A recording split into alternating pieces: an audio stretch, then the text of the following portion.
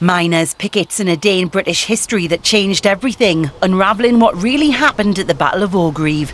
Miners strike 1984 stream or watch tonight at 9.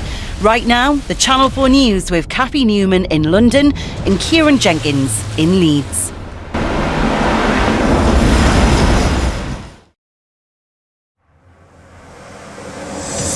Trying to make dirty water come up smelling of roses. How the government and the official regulator are accused of colluding to spin their way out of the sewage crisis.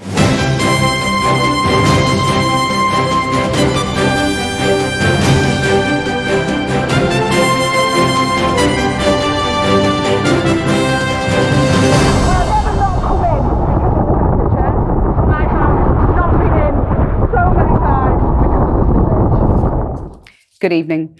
In an exclusive report tonight, Freedom of Information requests reveal extraordinary discussions at the highest levels of government and the official regulator about how to put a more positive twist on warnings about raw sewage in bathing water and how disregarding some of the worst tests has legally improved the ratings of beaches.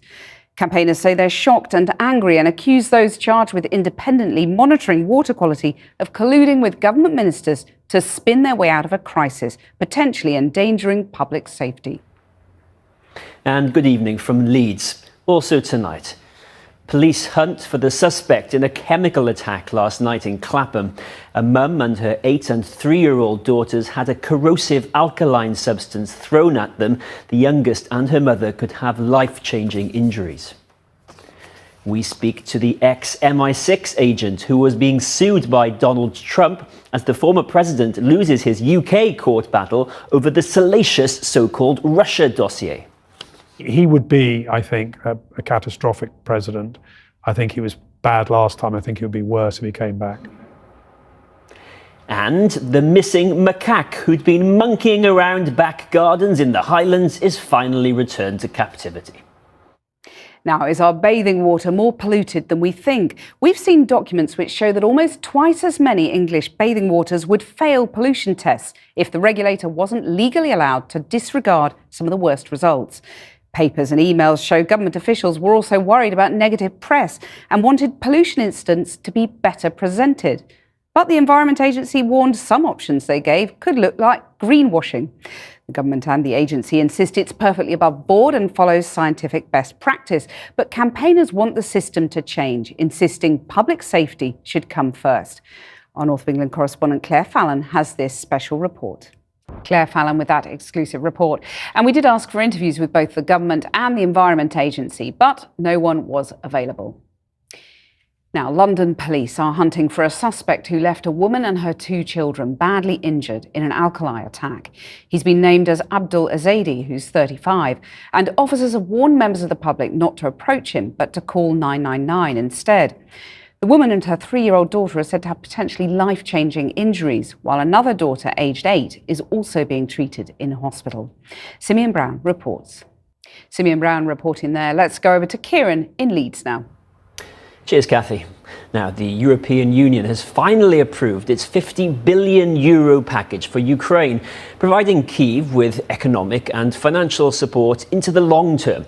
Hungary's Prime Minister Viktor Orban was persuaded to drop his objections after a series of last-ditch meetings with European leaders, giving the deal the unanimous support it required.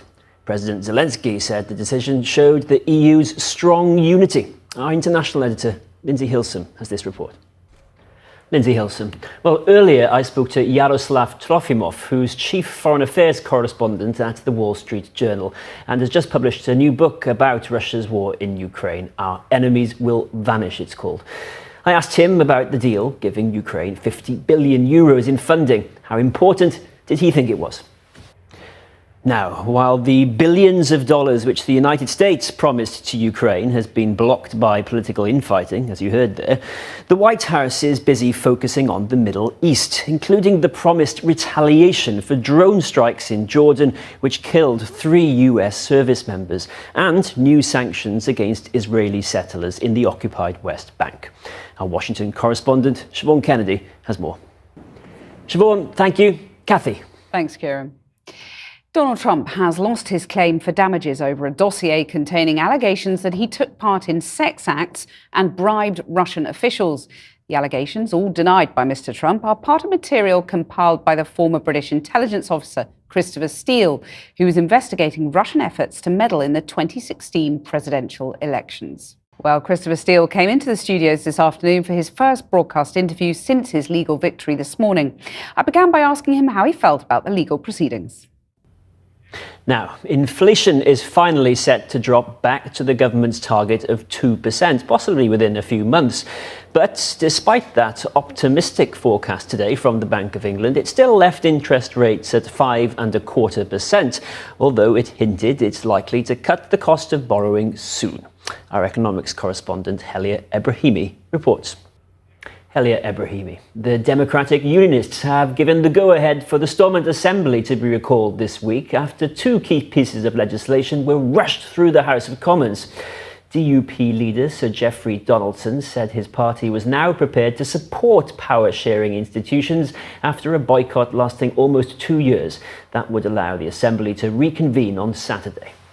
Now, no hike in corporation tax, unlimited bonuses for bankers and stability for businesses.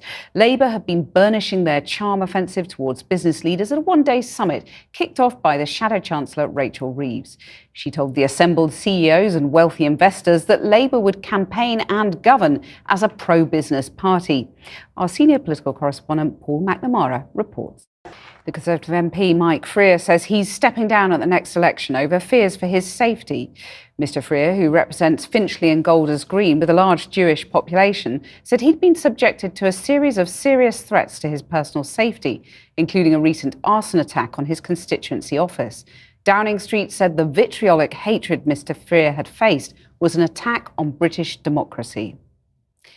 The Scotland Secretary Alistair Jack has told the UK COVID inquiry that he deleted all his WhatsApp messages during the pandemic to free up storage on his phone. Mr Jack said he'd been advised to wipe all the messages so his phone would work properly, saying he now regretted that he'd deleted his entire account. He also cast doubt on how authentic Nicola Sturgeon's emotional testimony had been, claiming she could cry from one eye if she wanted to. Police in the Australian state of Queensland have rescued a toddler who got stuck in a Hello Kitty claw machine. The 3-year-old, called Ethan, had somehow climbed inside in search of toys. Officers managed to tell him to crawl to the back and cover his eyes while they smashed the glass to free him. His father said he'd been having the time of his life in among the toys. I bet he was. After the break, catch that monkey. After 5 days of freedom in the Scottish Highlands, the runaway macaque, nicknamed King Usi Kong, has finally been caught.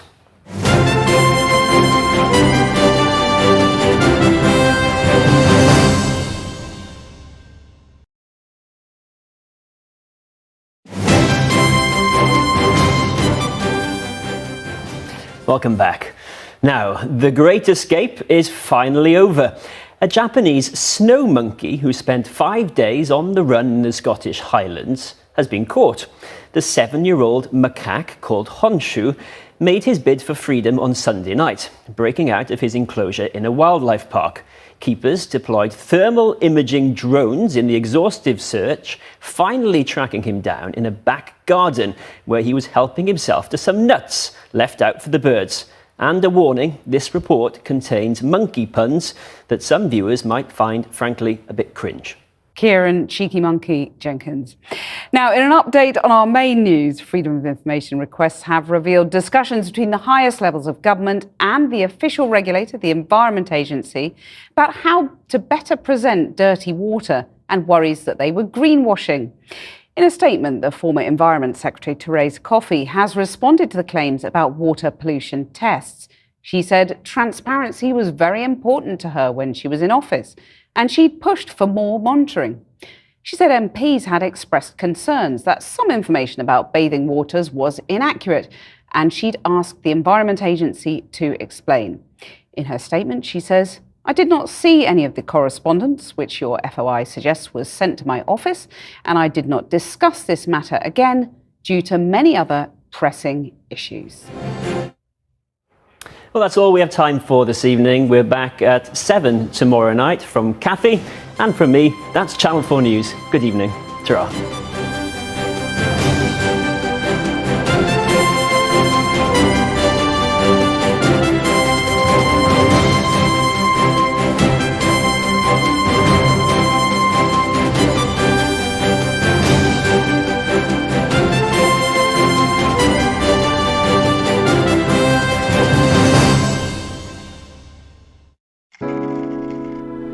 Today's outlook may take a turn. Channel 4 weather, sponsored by DeLonghi Bean to Cup coffee machines.